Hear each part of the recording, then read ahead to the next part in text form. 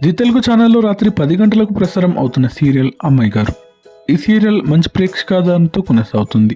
ఈ సీరియల్ ఈ రోజుతో ఎండ్ అయింది. ఈరోజు క్లైమాక్స్ ఎపిసోడ్లో ఏం జరిగిందో చూద్దాం. కోర్టులో హై డ్రామా జరుగుతూ ఉంటుంది. జడ్జ్ తీర్పు ఇచ్చే టైం ముందు రూప కొంచెం సమయం కావాలి అని కోరుతుంది. జడ్జ్ 30 నిమిషాల సమయం ఇస్తారు.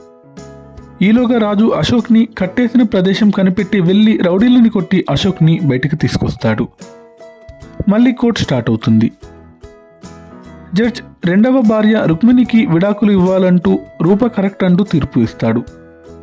ఈలోగా రాజు అశోక్ని కోర్టులోకి తీసుకొస్తాడు. అశోక్ బోన్లోకి వచ్చి కోమలి రూప కాదు అని తన నిజస్వరూపాన్ని ప్రూఫ్తో బయటపెడతాడు. దీంతో కోమలికి 7 ఏళ్ల కఠిన కారాగార శిక్ష పడుతుంది. అందరూ ఇంటికి వెళ్తారు. సూర్యప్రతాప్ బాధపడుతూ ఉంటాడు. రూప తను రుక్మిణి కాదని, రుక్మిణిలా తను ఎందుకు మారాల్సి వచ్చిందో చెప్తుంది.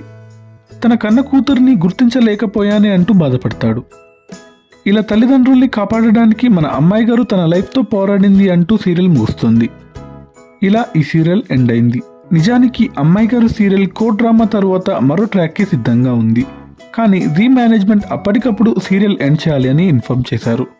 దాంతో చేసేది ఏం లేక సీరియల్ని ఎండ్ చేశారు.